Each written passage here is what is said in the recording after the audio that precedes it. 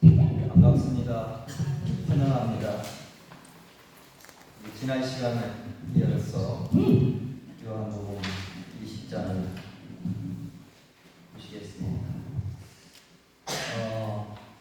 부활한 아침에 바로 그날 저녁에 제자들은 한데 모아 있었고 문을 굳게 닫고 모여 있었습니다. 유대인들이 두려워서 문을 굳게 닫고 있었죠. 근데 그때 예수님께서 굳게 닫힌 문을 어떻게 들어오셨는지 들어오셔서 처음 제자들에게 하는 메시지가 있었습니다. 그 메시지가 바로 평강이 있을지어다. 이렇게 메시지를 주셨습니다. 그래서 이 예수님이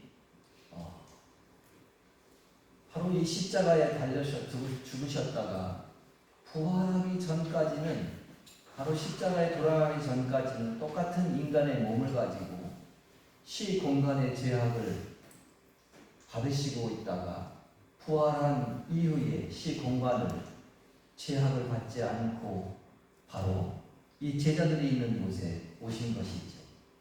이 모습을 볼 때에 이 예수님의 이 부활은 장차 나의 이 몸에서 죽음이 떠나가고, 그리고 예수님과 같이 우리도 부활하여 그렇게 된다고 하는 것을 보여준 것이 바로 이 모습입니다.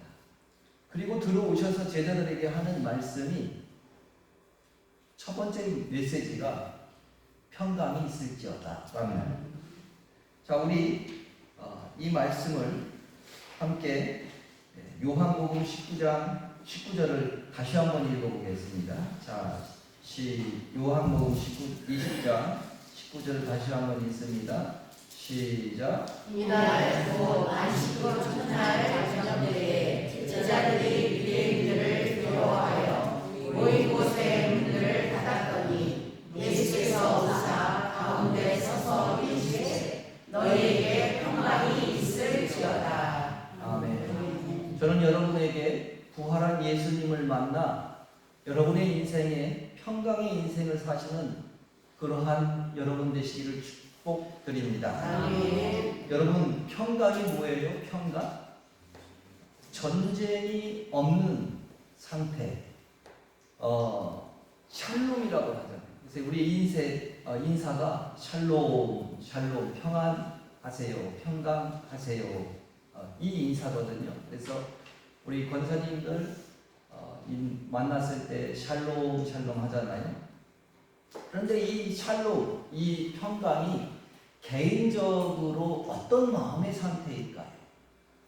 저는 평강이 임하니까 먼저 제 마음이 느긋해졌어요. 그리고 사람들이 아름다워졌고, 사람들이 예뻐졌고, 또 허그해주고 싶어요. 평강이 임하니까 다른 사람들이 그럴 수 있지, 그렇게 생각할 수 있지, 그렇게 행동할 수 있지 라고 하는 너그러운 마음이 생겼어요. 이 근심과 걱정이 나를 사로잡지 않는 안녕 상태로 변한 제 자신을 보게 되었어요. 여러분의 평강은 무엇입니까? 여러분의 평강은 돈이 있어야 마음이 편안할까요? 건강이 있어야 마음이 편안할까요? 요즘은 돈과 건강이 우상이 되어버렸습니다. 그런데 여러분, 인간의 특징은 불안과 근심입니다. 인간의 특징은, 이 죄된 인간은 특징은 불안과 걱정입니다. 가만히 있어도 불안과 근심, 걱정이 몰려들어옵니다. 아무것도 하지 않아도 불안과 걱정이 밀려들어옵니다. 누가 나를 협박하지 않는데도 불안과 걱정이 밀려들어오는 거예요. 그래서 돈이 많던 돈이 적던 불안해하면서 살아요. 여러분, 돈 많은 사람을 보아도 걱정하고 살고, 돈이 없는 사람도 걱정하고 살아요. 많이 배운 사람도 적게 배운 사람도 다 불안해하면서 살아요. 걱정하면서 살아요. 인간은 고난이 있어도, 불안이 있어도, 문제가 있어도 불안하지만 죄된 인간 자체, 존재 자체가 불안해요. 누가 협박을 하지 않아도 불안해요. 그래서 예수님은 끊임없이 우리에게 평안을, 그리고 근심 걱정하지 말라고 말씀하십니다. 우리 요한복음 14장 1절을 읽습니다. 요한복음 14장 1절 시작. 너희는 마음에 근심하지 말라. 하나님을 믿으니 또 나를 믿어라. 요한복음 14장 27절 읽습니다. 시작. 평안을 너희에게 주노니 곧 나의 평안을 너희에게 주노라. 내가 너희에게 주는 것은 세상이 주는 것과 같지 아니하니라. 너희는 마음에 근심하지도 말고 두려워하지도 말라. 요한복음 16장 33절 한 절 더 읽습니다.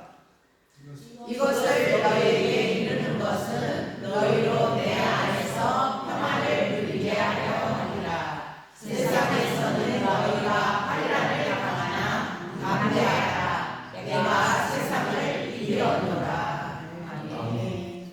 예수님은 끊임없이 약속했습니다. 평강, 근심하지 말라, 걱정하지 말라.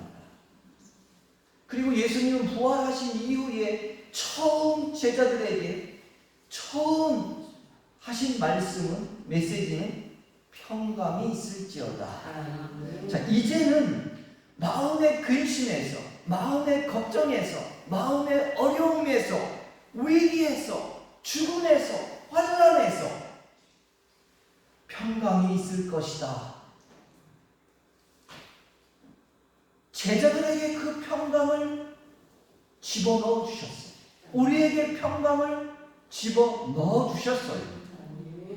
불안한 존재에서 영원한 평강을 주신 것입니다. 저는 여러분이 불안한 존재에서 평강의 존재로 변하는 놀라운 역사가 여러분의 인생 가운데에 펼쳐지기를 축원합니다. 아멘. 인생은 세상 끝날 때까지 어려움입니다. 고난이 파도처럼 오는 것이 인생입니다. 여러분, 예수를 믿어도 고난이 있습니다. 계속해서 고난이 옵니다. 하나 끝나면 또 하나가 오고, 이 문제가 끝나면 저 문제가 오고, 죽을 때까지 문제와 고난이 옵니다. 그래서 고난이 없기를 여러분 기도하지 마세요. 고난이 없기를 기도하기보다는 고난을 이길 수 있는 능력을 달라고 여러분 기도하셔야 합니다. 그러면 그 부활의 주님이 우리에게 근심 걱정 말라고 하신 약속이, 부활하셔서 평강을 주노라 라고 하는 그 메시지가 우리 안에 오셔서 우리는 그 어떤 고난도, 그 어떤 문제도, 그 어떤 어려움도 평강할 수 있는 것입니다. 분명한 것은 저는 걱정 근심이 많은 사람이었습니다. 얼마나 죽음의 큰 고난으로 평강이, 그러나 이 죽음의 고난의 평강이, 고난이 평강으로 바뀌는 역사가 있었습니다. 아프리카 현지 사역을 나갔다 뜨거운 이 대낮에 모든 것을 토하고 손을 볼 사이 없이 설사를 하며 정신을 잃었던 그 경험이, 그리고 인간의 너무 그 가난에 찌들고 정말 짐승만도 못하게 살아가는 그 아프리카인을 보는 그 경험이 저를 많이 변하게 했습니다. 그래서 이 고난과 어려움은 생명으로 이끄는 희망일 뿐만 아니라 이 고난과 어려움은 우리의 소망입니다. 여러분의 인생은 끊임없는 파도와 같은 고난이 밀려올 것. 그 고난이 그러나 이 내면의 불순물을 씻겨줍니다. 그 내면의 불순물을 씻겨줄 뿐만 아니라 그 고난은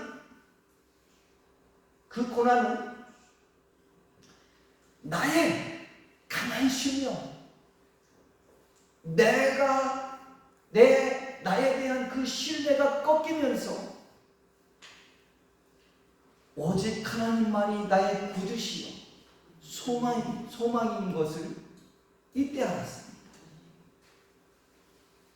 그 고난을 겪고 고난의 아픈 아프리카의 눈물의 땅을 보고 그 고난은 나의 불순물을 씻겨줄 뿐만 아니라 그 고난은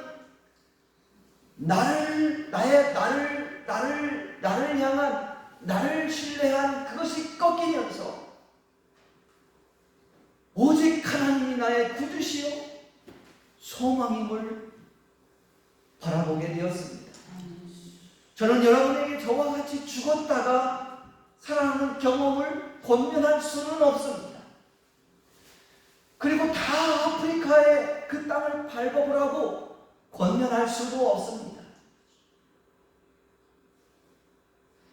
그러나 분명한 사실은 부활한 예수 그리스도가 근심과 걱정이 나를 붙잡지 못하게 되었습니다. 공포와 두려움을 나를 붙잡지 못하게 했습니다. 미움과 질투이 나를 붙잡지 못하게 했습니다. 그 이후로 저는 깃털과 같은 몸으로 날아갈 것만 같았습니다.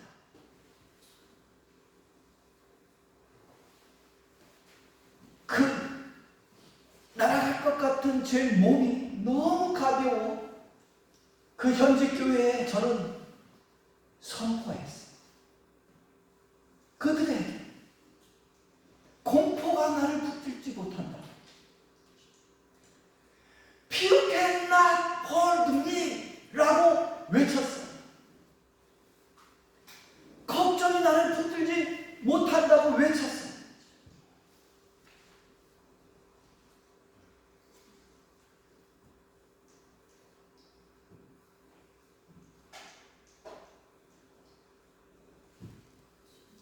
지난주에 제가 종합검사를 받았어요. 근데 수십 년 동안 알았던 고혈압과 그리고 수십 년 동안 알았던 이 간에 지방간이 없다는 거예요. 집에 와서 그렇게 제 김기숙 사모에게 말을 했더니 하나님이 역사하셨다는 거예요. 저도 그렇게 믿고 있어요. 하나님이 역사하신 것이라는 거예요.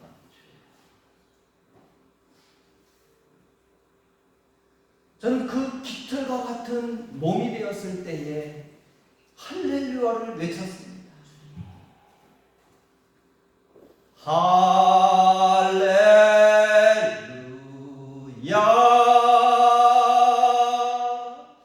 You have won the victory.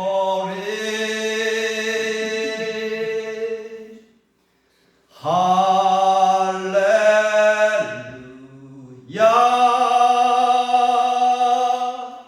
You have won it all for me. That could not hold you down. You are the risen King, seated in majesty. You are the risen King. 하나님은 모든 질병을 이기셨습니다. 아멘. 하나님은 모든 걱정을 꺾으셨습니다. 아멘. 하나님은 모든 문제를 꺾으셨습니다. 아멘. 그러므로 우리는 할렐루야를 찬양할 수 있습니다. 아멘. 할렐루야, 하나님은 찬양받으실 분입니다. 아멘. 저는 여러분이 할렐루야를 외치는 그 순간이 있으시기를 축복드립니다. 아멘. 여러분, 돈이 있어서 평강이 있는 것이 아닙니다. 건강이 있어서 평강이 있는 것이 아닙니다. 진정한 평강은 부활하신 예수 그리스도가 주시는 것입니다. 아멘. 그러면 여러분이 깃털과 같은 나름이 있습니다. 비록 내 몸이 지금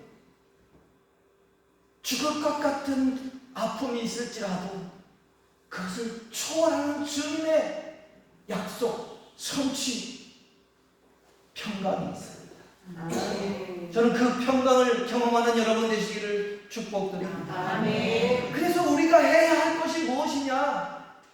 하나님은 평강을 주노라 이미 평강을 주셨는데 우리가 지금 해야 할 것은 그럼 무엇이냐? 그분을 받아들이는 것입니다. 아멘. 그리고 평강을 누리는 거예요. 아멘. 어떤 고난 속에서도 주님은 평강 가운데에 여러분 나아가시기를 축복합니다. 아멘. 그리고 두 번째 메시지는 주님께서 뭐라고 말씀하시냐면 내가 너희를 보내노라, 내가 너희를 세상에 보내노라 말씀하십니다. 우리 성경 말씀 함께 읽습니다. 21절 시작. 예수께서 또 이르시되 너희에게 평강이 있을지어다.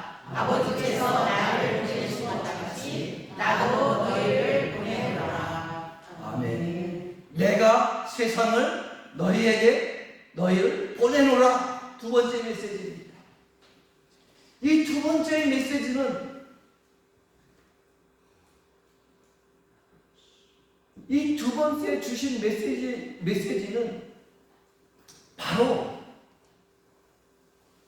평강을 먼저 주시고 두 번째는 메시지를 줬는데 두 번째 메시지를 주기 위해서 우리에게 평강을 주셨습니다. 구원 이후의 메시지는 전도와 선교입니다. 그래서 우리 그리스도인의 모든 그리스도인의 축복과 능력은 전도와 선교를 위한 것입니다. 물론 이 첫 번째의 목적, 이 평강은 나를 위한 것입니다. 나 자신을 위한 것입니다. 여러분을 위한 것입니다. 첫 번째 이 평강. 왜? 우리가 걱정하니까, 우리가 불안하니까, 우리가 병들었으니까 다 제거해 주시는 거예요. 이건 주님이 모든 것을 제거해 주셨습니다. 걱정과 근심을 제거해 주시고, 불안을 제거해 주시고, 질병을 제거해 주시고, 위기를 제거해 주시고. 그러나 우리가 예수 믿고 축복받는 이유가 무엇이냐? 전도와 선교입니다. 여러분, 건강한 이유가 무엇입니까? 건강해서 나쁜 짓을 하는 것이 아닙니다. 여러분에게 돈을 많이 준 이유가 무엇입니까? 사치스럽게 하기 위해서? 돈 자랑하기 위해서? 그런 것이 돈 준 목적이 아니라는 것입니다. 건강한 게 문제가 아니라 그 그 건강 가지고 무엇하느냐는 것입니다. 건강이 우상이 되면 안 됩니다. 돈이 우상이 되면 안 됩니다. 그러나 우리는 건강해야지. 돈이 있어야지. 그런데 그 건강으로 사명을 감당하느냐? 그 돈으로 사명을 감당하느냐? 이것이 저는 사실 여기 와서 살이 많이 쪘죠. 처음 올 때보다 살이 쪘죠. 저는 돌아갈 때 조금은 걱정이 됩니다. 아프리카에 돌아가서 이 전도한 이들을 만났을 때 조금 걱정은 됩니다. 제가 예수 잘 믿고 나의 아버지, 나의 할아버지들이 예수를 잘 믿어서 우리나라를 복되게 해서 나를 잘 살게 해서 이렇게 살쪄왔다고 그들이 생각하지 않을 것입니다. 너는 잘 먹고 잘 살기 때문에 얼굴이 살이 통통하니까 마음에 여유가 있으니까 예수 믿는다고 믿으라고 하겠지, 이렇게 생각할 것 같아 저는 걱정이라는 것입니다. 이들을 전도하고 이들에게 예수 그리스도가 어떤 분인가 라고 전도할 때에 똑같이 이들과 함께 하루에 한 끼 한번 먹어봤습니다. 저는 하루도 한 끼를 안 먹을 수는 없고, 그런데 이것이 한 달이 지나고 두 달이 지나니까 저는 치아가 다 나가버립니다. 그리고 그들과 똑같은 얼굴, 똑같은 이 마른 상태에서 그들에게 접근하기를 원했어요. 그런데 지금은 조금 걱정이 돼요. 이렇게 살이 쪘습니다. 이렇게 몸에 불었습니다. 너무 잘 먹고 잘 사니까 화장실을 매일 갑니다. 이들은 이틀에 3일씩 한 번 가는데 이것이 조금 저에게는 마음에 걸림이 있습니다. 먹을 때마다 그들이 생각나요.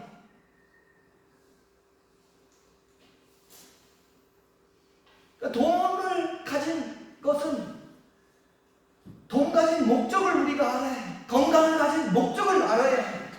목적이 없으면 돈을 가져도 방황하게 되어 있어요. 타락하게 되어 있어요. 건강한 몸을 가지고 있어도 목적이 없으면 건강한 몸을 가지고 타락하게 되어 있어요. 목적이 없으면 그게 저주예요. 목적 없는 건강은 저주예요. 목적 없는 돈은 저주예요. 예수님은 모든 제자들에게 목적을 주셨습니다. 전도와 선교입니다. 아버지께서 나를 보낸 것처럼 내가 너희를 보내노라. 부활 후의 메시지의 핵심은 전도와 선교입니다. 내가 너희를 보내노라. 세상으로 너희를 보내노라. 내가 너희를 가난한 곳에, 절망적인 곳에, 아무도 가지 않는 곳에 예수 그리스도의 복음을 들고 가라. 아브라함에게는 본토 아비집을 떠나 약속의 땅으로 가라 하셨습니다. 모세에게 애굽을 떠나 가라 했습니다. 예수 믿는 사람의 의식 속에 항상 신세계를 향하여, 미지 세계를 향하여 언제나 떠날 준비가 되어 있는 것입니다. 그러다가 마지막 세상을 떠나는 것, 이런 사람은 죽음이 두렵지 않습니다. 새로운 세계가 두렵지 않습니다. 변화가 두렵지 않습니다.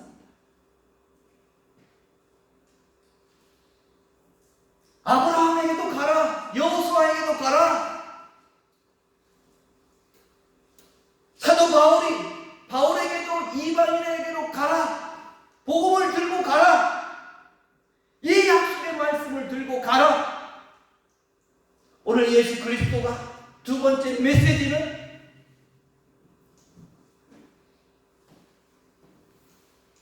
나를 보낸 것 같이 너희를 보내노라. 너희를 세상에 보내노라. 이것이 두 번째의 말씀입니다. 아니, 이것이 첫 번째의 말씀일 것입니다. 세 번째 메시지입니다. 성령을 받으라고 말씀하십니다. 가라고 명령한 다음 성령을 받으라. 그들을 보낼 때 홀로 보내지 않아요. 한번 읽어보겠습니다. 우리 21절, 22절 시작. 이 말씀을 하시고 그들을 향하사 숨을 내쉬며 이르시되 성령을 받으라. 성령을 받으라. 너희를 갈 때에 홀로 보내지 않겠다. 내가 그들을 고아처럼 내버려두지 않을 것이다 약속한 것처럼 성령과 함께 하시겠다는 것입니다. 여러분의 신앙생활에, 우리 신앙생활의 성령은 절대적인 것입니다. 숨을 내쉬며 라고 말씀하시는데 다시 한번 읽어볼까요? 22절 시작. 이 말씀을 하시고 그들을 향하사 숨을 내쉬며 이르시되 성령을 받으라. 숨을 내쉬며 라고 말씀하십니다. 숨을 내쉬며 라고 말씀하시는데 이때 숨이란 마치 이 글을 읽으면 여러분은 창세기가 기억날 것입니다. 하나님께서 사람을 빚으시고 난 이후에 하나님이 숨을 불어넣으셨습니다. 이게 뭘 얘기하느냐? 새로운 세상이 열리고 있음을 보여주는 것입니다. 성령을 받으면 새로운 세상이 열리는 것입니다. 성령을 받으면 새로운 시야가 열리는 것입니다. 성령을 받으면 새로운 인생이 시작되는 것입니다. 저는 여러분이 부활하신 예수님을 믿음으로 취하시고 평강을 누리시고 전도하시고 선교하시고 성령이 충만한 인생이 되시기를 축원합니다. 저는 몰라요. 잘 몰라요. 뭘 모르느냐? 이 놀라운 성령이 어떻게 임하는지. 그런데 예수님은 이 성령의 전체 믿으라는 거예요. 저는 그 믿음 가운데에 말은 있었지만 실제적인 믿음이 들어온 것은 그 고난 가운데 들어오셨어요. 하나님이 약속한 것은 믿음 가운데에 들어오신다는 것입니다. 저는 여러분이 고난, 끝없는 밀려오는 파도와 같은 고난 속에서 예수님을 만나기보다 믿음 가운데 하나님이 약속한 믿음 가운데에 부활의 예수님을 만나셔서 그 신비로운 성령을 만나셔서 여러분의 인생이 평안하시기를, 여러분의 마음이 평안을 누리시기를, 그리고 사명을 감당하는 여러분 되시기를 축원합니다. 기도하겠습니다.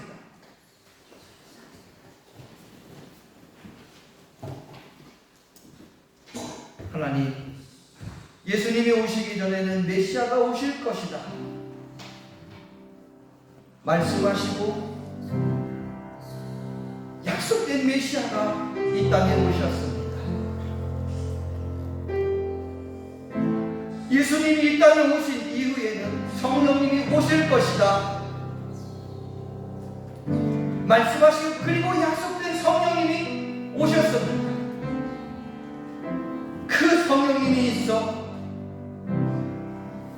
그 부활하신 주님이 있어 근심과 걱정이 나를 사로잡을 수 없습니다. 공포와 두려움이, 죽음이 나를 사로잡을 수 없습니다. 미움이, 질투가 나를 사로잡을 수 없습니다.